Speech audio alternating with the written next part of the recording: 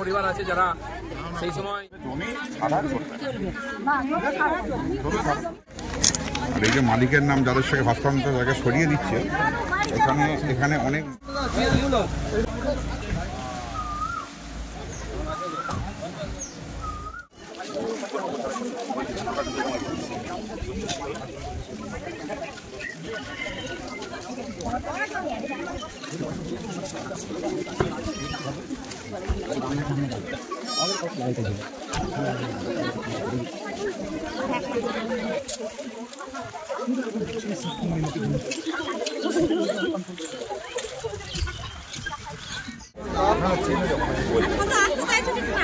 আমাদের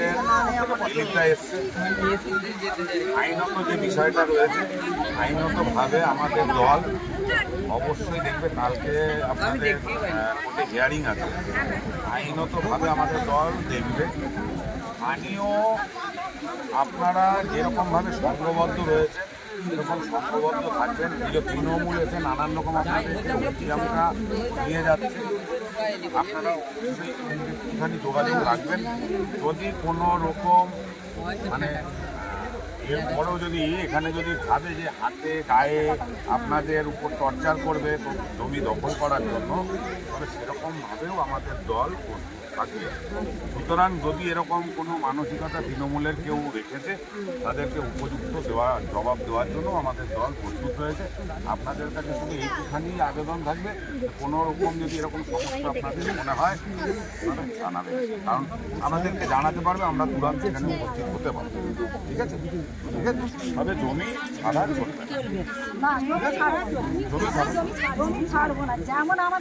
আছে যে এটা হস্তান্তরযোগ্য নয় কেউ এই জমি হাত দিতে পারবে না এই যে তার পাট্টার কাগজ হাইকোর্ট ওরা যেটা অর্ডার করেছে সেই অর্ডার যে এক্স পার্টি অর্ডার এখানে যারা এখানকার পাট্টা পেয়েছে তাদের কাউকে এখানে যে পার্টি করেনি এক্স পার্টি করে তাদেরকে না জানিয়ে শুধু ক্ষমতার দখল দেখিয়ে তারা চুপি চুপি বিএলআরওর সঙ্গে রিপোর্ট নিয়ে এটা তৃণমূলের একটা চক্রান্ত এইভাবে তাদেরকে বাস্তুচ্ছেদ এবং জমি থেকে উচ্ছেদ করতে চাইছে এই যে দুটো কাগজ আর এই যে পর্চার কাগজ এই জন্য এর যে আইনত যা লড়ার আইন সবার ঊর্ধ্বে আমরা আইনত তো লড়বো কিন্তু যারা জমি 35 বছর ধরে দখল করে আসছে তারা জমির কাছ থেকে এক চুল সরবে না আপনারা জমি ছেড়ে যাবেন আমাদের একটাই আন্দোলন জমি ছেড়ে ওরা এক চুল সরবে না তাকে যদি ওদের প্রাণ যেতে হয় প্রাণ দিতে রাজি আছে এবং সমস্ত গ্রামবাসীর পক্ষে আমরা ভারতীয় জনতা পার্টি থেকে হুগলি জেলার সমস্ত মানুষ ওদের সাথে আছে একদম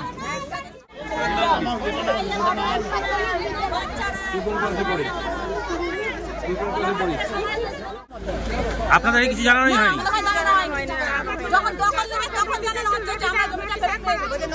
তখন বলছে আমরা মালিক তাহলে আমরা কি ওনারা যদি মালিক হবে আমরা কি করব এতদিন ধরে তো আপনাদের সঙ্গে সিপিএম ছিল গতকালও সিপিএম আপনাদের সঙ্গে ছিল আজকে বিজেপি এলো এই যে বিজেপির সঙ্গে কথা বললেন মানে এটা কোনো রাজনীতি হচ্ছে না তো না এটা রাজনীতি হচ্ছে না এদেরকে বললেন যে আগে আসেননি কেন বিজেপি না এসব কথা আমরা বলছিলাম না তো আমরা ওনাদের ঘরে ডাকিনি ওনারা আমাদের গেটে এসেছে সাহায্য করতে এবার ওনাদের যদি মন হয় আমাদের সাহায্য করবে কি বললো ওনারা সাহায্য করবেন বলেছেন আমরা তো সাহায্য করব বলি যেমন সিপিএম করছে ওনারা যদি করে তোমাদেরকে মানে আপনারা কি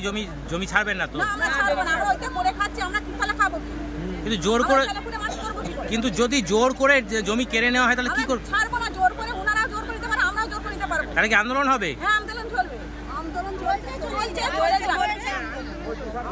কি নাম আপনার শেফালি রায় শেফালি রায় আপনারা পাট্টা পেয়েছিলেন হ্যাঁ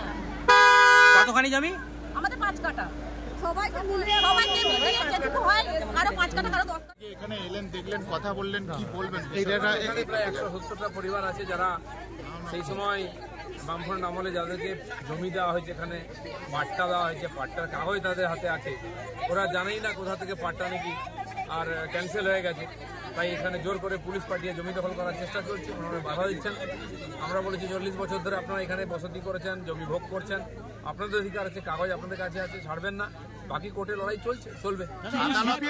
আমলে কিন্তু এই পাট্টাগুলো ক্যান্সেল করেছে 2002 সালে এবং তাহলে তখন থেকে কেন সিপিএম এই বিষয়টা নিয়ে লড়াই করে কেন ক্যান্সেল হয়েছে কি ব্যাপার কোর্টের ব্যাপার আছে হবে সেটা কিন্তু না জানিয়ে কারো পাট্টা ক্যান্সেল করে দিলে এটা তো হতে পারে না সিপিএম কালকেও